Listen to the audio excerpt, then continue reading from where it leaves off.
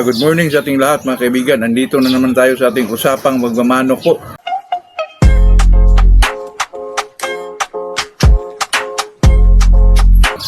Bago tayo mag-umpisa mga kaibigan ay shout out muna tayo kay Mistisong Labuyo, Larry Paulino, John Lloyd Asuncion from Cagayan Valley, Richie Lido from Zamboanga City po.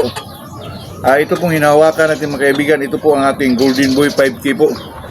Isa po ito sa mga pinahulugan natin mga kaibigan. Napakagandang manok po.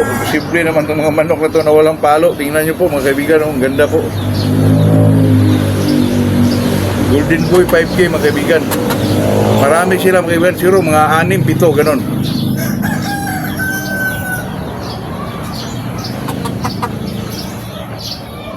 Napaka-balansi po. Nako. Sino kaya may-ari nito? At saka mga kaibigan, sa mga street Golden Boy po ay may sobra po ako mga kaibigan, kaya may pinaano tayo mga kaibigan, may for sharing tayo na isang street breed na Golden Boy at saka isang jet sweater na process sa gold mga kaibigan. Napakamura lang po. Ano nyo lang ako sa Facebook natin mga kaibigan, sa Macau Shots po, kung interesado kayo mga kaibigan. Napakagandang mga manok po. Itong pag-usapan natin mga kaibigan, kasi may mga tanong mga kaibigan na tungkol daw sa manok na matagal daw ang panunaw mga kaibigan, na alas 3 ng hapon mayroon ba daw laman ng butsi.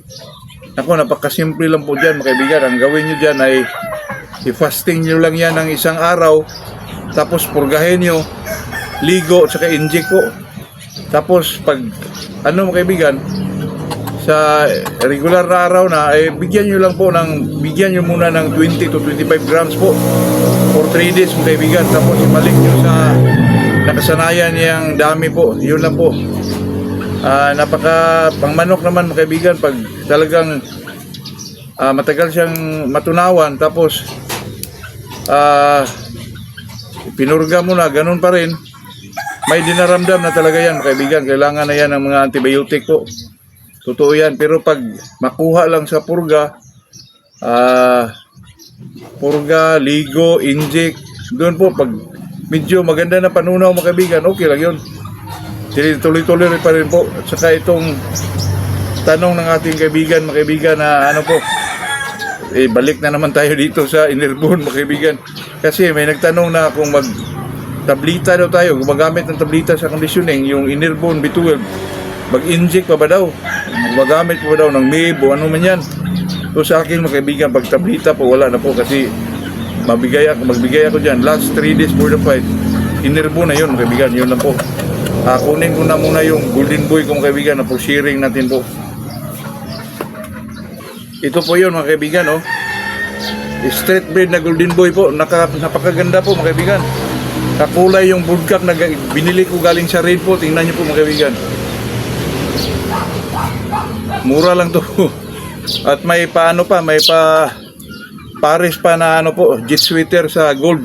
Kunin ko rin po mga kaibigan. Tingnan nyo po. Napakagandang manok. Kakulay talaga ng ama po.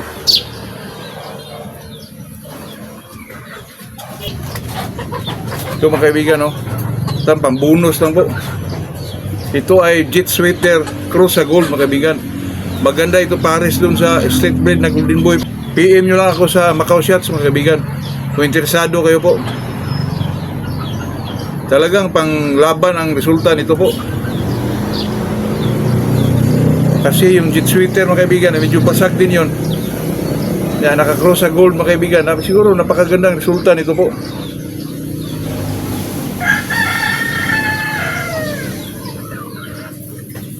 Kaibigan, ay sobra yun sa ating pinahulugan mga kaibigan. At saka marami kasing mga pure Golden Boy natin sa local po. Ito pala mga kaibigan, yung ibang kumukuha sa atin, kumukuha sila ng Golden Boy sa 5K, tapos dinagdagan nila. Siyempre mga kaibigan, yung pangalawang kinuha nila, may ilagay na natin sa local, kaya hindi talaga sila magkasabay. Yung isa sa sa early bird, yung isa naman local, talagang makuha na nila yun siguro mga July na or August na. Pero kung una nilang kunin yung early bird, Sana makuha nila ng maaga po kasi ganun naman talaga yung mga kaibigan. Di naman kasi kuha sila tapos dinagdagan.